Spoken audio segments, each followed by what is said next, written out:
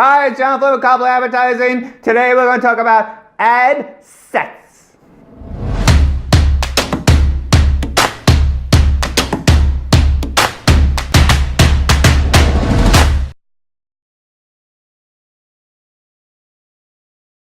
Ad sets. Yeah, we mostly think of Facebook when you say ad sets, possibly AdWords. But mobile, we do ad sets too. So what we usually do is that we take like, let's say they want a geofence Fort Lauderdale.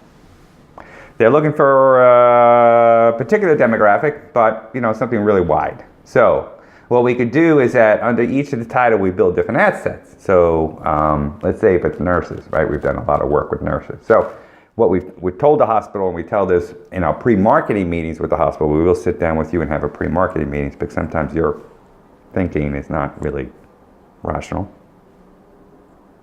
So, we tell them, okay, for nurses, okay, you want to get them as young as possible. Okay, so you want to get 20 to 25. Why? Why do you want to do that? Well, the older nurses are pretty established at what they're doing. They're making good money, 90, 100,000. So unless you bring them a bigger briefcase of money, they're not moving. No. So that's out, because that's expensive anyway. And I don't like hiring people just for money. I mean, that's mercenaries. I could hire a mercenary. I'm a mercenary. And what I like to do with mercenaries is just say, you work from here to here. It's going to cost me this. I know it's expensive. And then you're going to go away because you're poisonous to our corporate culture. And they're right. So, well, you want somebody to be in your corporate culture for a long period of time. So what you need to do is that you need to go back and hit the 20-year-olds to 25-year-olds, and then those are the ones who want things like learning capabilities. They want things like fast-track promotions. They want things like decision-making on the floor. I mean, they want these work environment things, which is tremendously cheaper than paying somebody $150,000 that's going to sit and file their nails all day. Not to say nurses don't work hard, please, for God's sakes, I know they do. I'm just making an analogy. So, that's the target you want. So we talk them out of the older target, and we do the younger target. So nurses, you want women and men. You have to look at the gender split. Particular city, and we could do pre-marketing on that. So Fort Lauderdale, who's in the health service business. Men or women, women or men, what's the percentages? If it's an 80-20 split, we usually go with the one that's with the 80. If it's under that, we'll do both.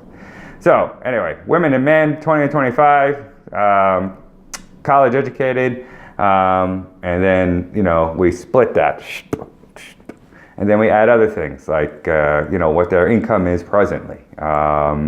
What their particular likes and dislikes are. So we'll list like 10 different ad sets, Android phone or iOS, all kinds of stuff. So then we could start tracking the program. So we'll release impressions, and then we could track to see which gets the better optimization and the best click-through rate. So, if something get like a 0.2 click-through rate after a significant amount of impressions, that's got to go. Something get a 0.6, yeah, it's good. All right, give it. Something get a 0.8, bing, bing, bing, bing. We're going to add some money. We're going to bid higher. Instead of bidding X, we're going to bid double X, okay? So,